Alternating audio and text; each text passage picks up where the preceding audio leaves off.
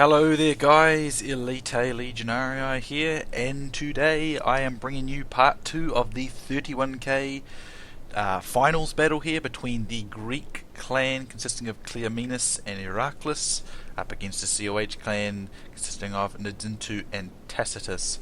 I gotta say, big thanks to everybody who watched the first part. It was very successful as a video, had very high view counts. Much more than my usual view counts, so that was great. So big thanks to everyone who watched that. I've just gone over this particular replay myself, and I've got to say it's a very good one. I'm not going to give too much away just yet, but just having looked or viewed this battle, it was very psychological. This battle was very psychological, and it's going to be interesting to talk about what I mean by that during this battle. So anyway, in typical Greek fashion, Cleo and Iraklis have gone with the Pike factions, and we've got two Roman factions by the COH clan.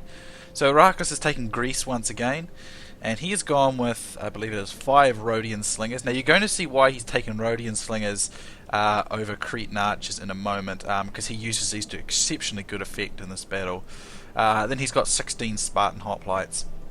And Cleo has taken Pontus, and Pontus can be difficult to employ in a 2v2 scenario like this, but again, he's teamed up with Iraklis, an excellent player, and these two are on a pretty big high from their recent victories in this tournament at this point. So Cleo's got, I believe, the typical... Actually, no, he's got 5 Scythe chariots, 1 chariot archer, and the rest are bronze shields, so fairly typical. You'll either have 2 chariot archers, 4 scythe chariots, and 14 bronze shields, a maximum of full 6 scythe chariots, and then the 14-6, and Cleo's sort of gone in between, so it's fairly typical sort of build going on there for Pontus. And if we look at these guys here, Nidintu's got 6 cav, 10 urbans, and 4 archer auxilia, and then we have 1 legionary first cohort for Tacitus, 6 cav, so that means 13 urbans. So let's begin right away. Now, if we look at this battle from the start, the Greek clan looks to be pretty aggressive. They've got a bit of a skirmish advantage here, being that Iraklis has got 5 Rhodian slingers and Cleo's got the chariot archers. Although these are archer auxilia, if they get them numbers down right, are generally better range than Rhodian slingers. But I really like what Iraklis does here. What he does here is he spreads his Rhodian slingers out extremely wide. Now, some of you might be saying, well, how's he going to protect them? Well, by spreading them out so wide, it makes them very hard to actually target, because you can sort of only get one at a time, all the while you expose your flank. Also, Cleo is capable of using scythe chariots just to kind of deter his opponents, so that's what he's going for here. But what you're going to see here is really nice use of skirmish by the Greek clan, because it's going to become quite apparent why Iraklis has chosen to use the Rhodian slingers over Cretan archers here. The Rhodian slingers are more damaging here, and even during direct frontal shots, which he's going to do quite a bit on these urbans, you're going to see them really cut these urbans down quite decisively here. And this is why he's also spread really wide like this, because it gives him a very nice angle for flank. And this is a good setup for skirmish. The only weakness to this kind of thing really is your micro. For me, for instance, I'm pretty crappy at micro, so doing this doesn't always work for me, but in the hands of someone like Iraklis, who's a good micro, it really will come together nicely. So over here, what you're going to see is Cleo move his chariot archers up, and he's just going to start shooting these guys on the front, which is pretty ineffectual. But what you're going to see is Iraklis go for the side with these Rhodian slingers. And either way, whatever Tacitus does with this urban unit, it's going to get turned if he runs away or if he starts chasing certain units. So that's why this is sort of in crossfire and cross shot, and he's in the more dangerous cross shot of slingers. Slingers do a lot of damage. For now, it looks as if Iraklis is firing on the front here, but he will switch to this unit here and start firing it up. But as you can see, he starts pushing around here, and I think something to note right away at the start of this battle is the complete lack of initiative we're seeing from the COH clan. They're not doing anything. They're not pressuring. If I were them, I would be trying to pressure Pontus. I would get their skirmishes over here, or I'd keep a couple of skirmishes here.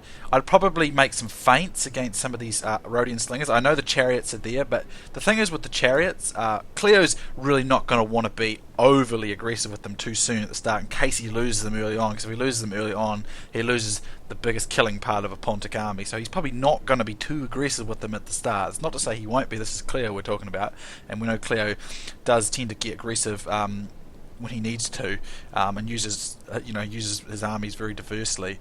But I wouldn't think Cleo would want to be overly aggressive. So what I would be doing if I were in these guys' hands, and again, I say this as someone who's watched this replay. Sometimes when you're in the thick of battle, your thinking just doesn't kind of add up, and you look back at it and you think, why didn't I do that, or why didn't I do this? But looking back at this now, what I would like to have done in their situation was use some of my archers here just to start firing at these guys, and then use my cav just to run feints against them here, and depending on what Cleo would do with his scythe chariots, because you could always leave a couple more archers in reserve for flaming arrows, so he'd be very cautious about how far he'd push forward.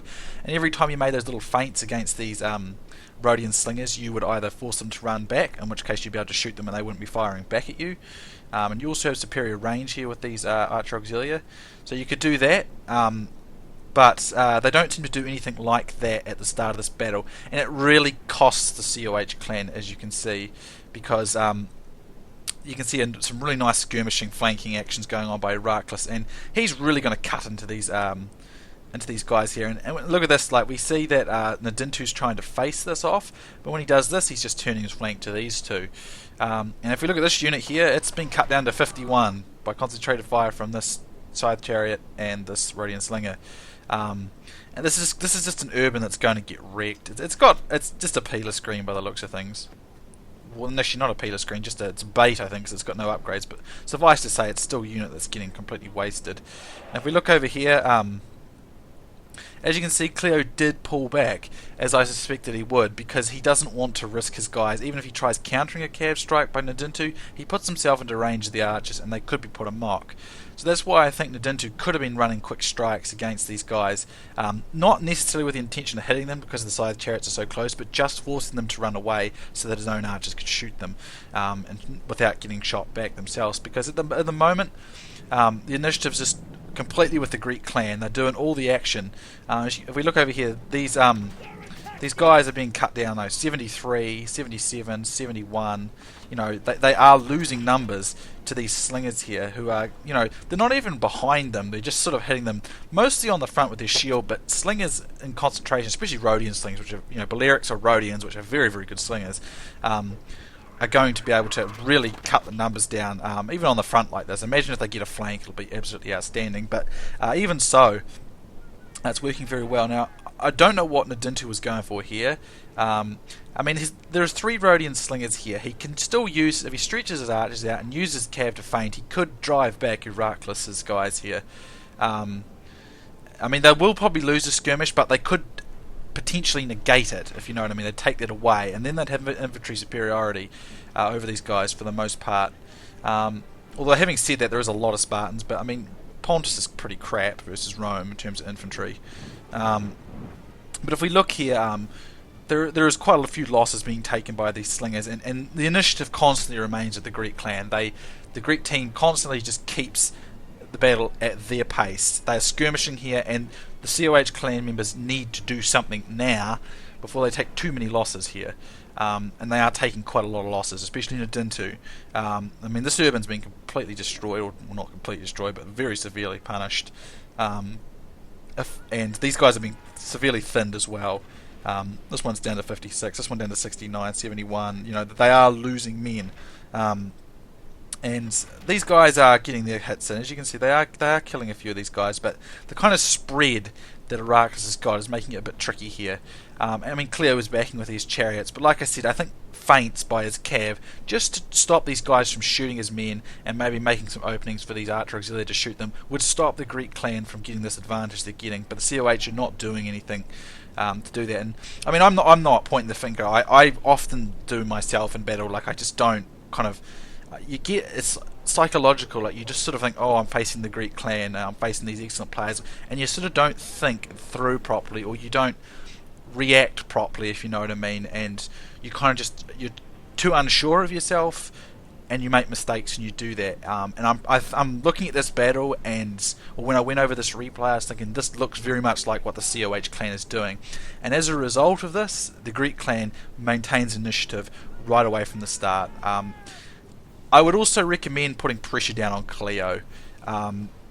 Being very careful of the Scythe chariots, but getting your numbers up there and really, pumping some peeler into him, putting pressure on him, forcing IRAKLIS to potentially back him up here, because Nidintu doesn't have the numbers for Greece for one, but Pontus is very, very weak in regards to Roman infantry. So if he gets the peeler down, if they put enough pressure on Cleo while actively stopping the Scythe chariots from being able to engage quickly, perhaps still running feints with these cav, or some of their cav against these Rhodian slingers to keep them busy, while you're trying to use some of their archers to keep the Scythe chariots forced back. That gives them time to grind down Cleo's infantry, while doing what they can to make sure IRAKLIS can't back him too easily. But it wouldn't be easy to do that nonetheless. But if we look here, at this rate, it's really bad because COH, Nidintu is losing a lot of men here. His numbers are getting quite heavily thinned, and a lot of his archers are actually not doing anything at the moment. So he really needs. I realise he wants to try and keep archers for the Scythe chariots, but Cleo knows all about the weaknesses of Scythe chariots, so he's probably not going to get that opportunity very easily.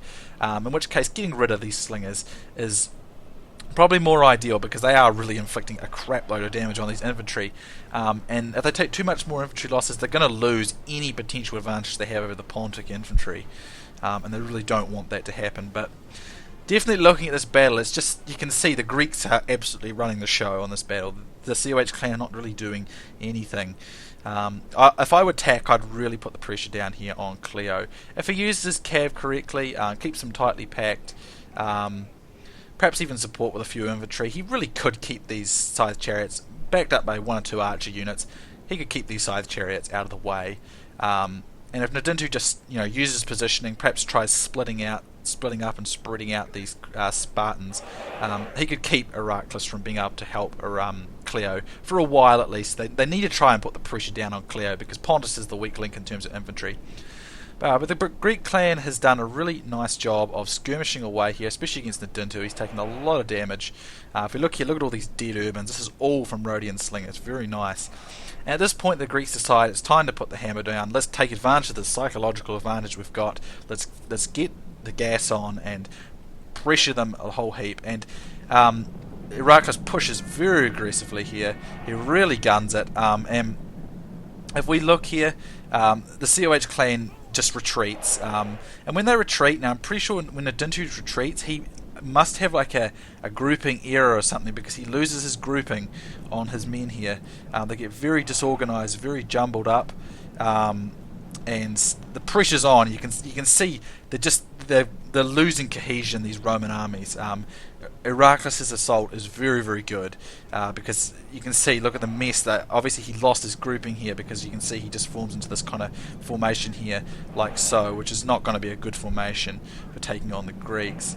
And Cleo is just going to push up here. They've still got tons of skirmish here as well, although I think they're out of ammo actually, so that tells you how much skirmishing they've done. But you can see the COH clan is at a loss of what to do here. They're just running away, and I think it's like a psychological thing. I was just pause it for a moment. I was talking with Biscuits and Thor about this the other day, and we were talking about half the time, like, what you need to do in a battle, but sometimes you get this psychological thing where you don't play like as well as you can play.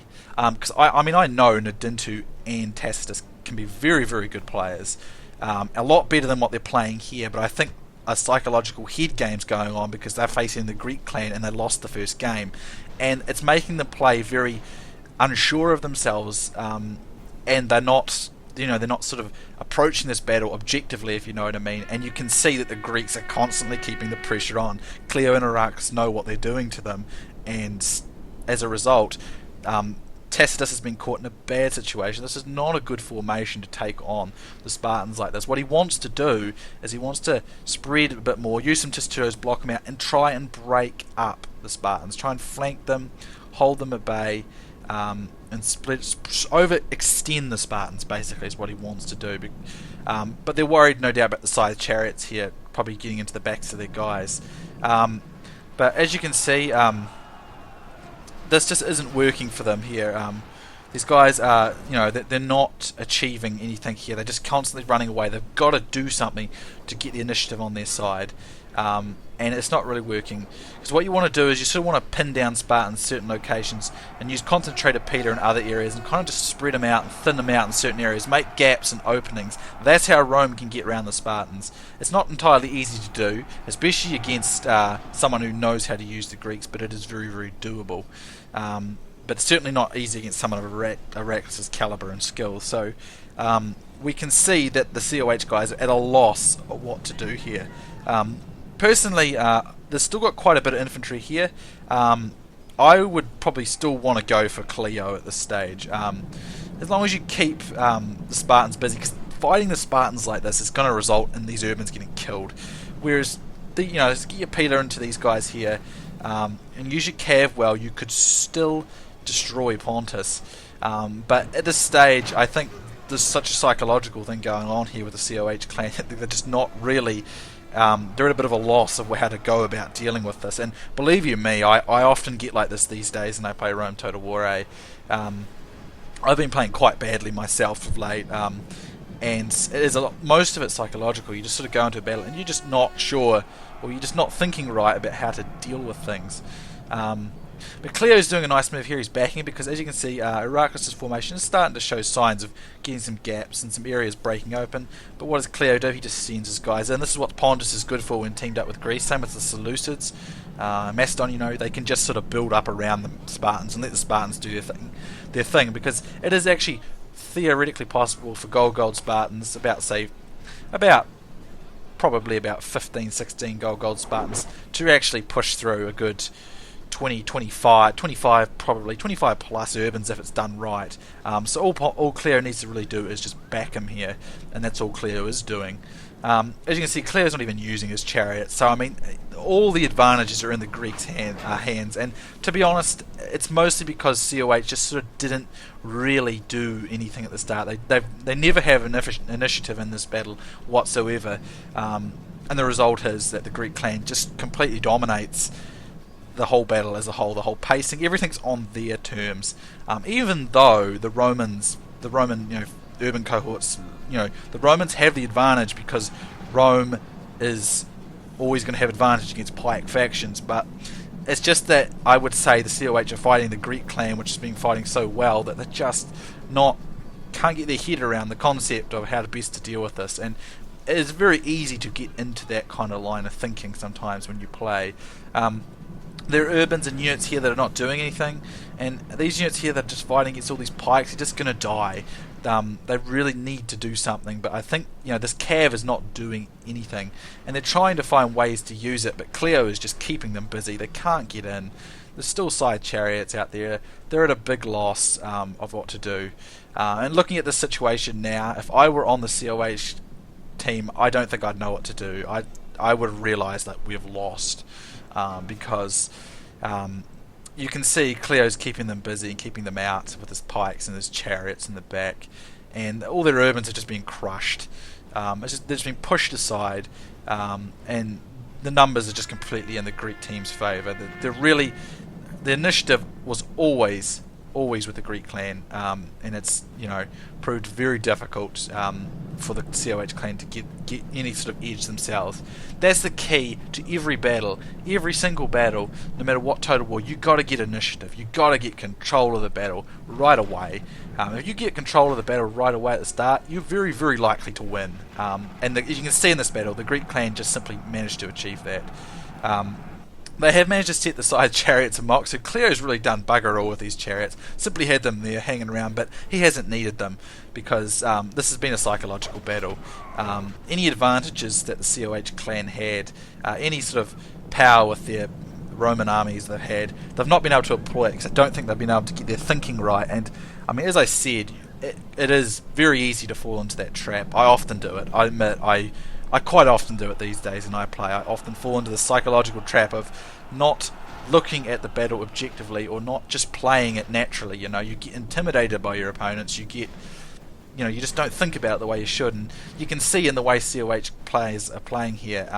They're not actively doing anything. They're sort of just reacting to everything the Greek clan's doing to them. And Cleo and IRAKLIS have just dominated the fight the entire way. They took the battle at the skirmish.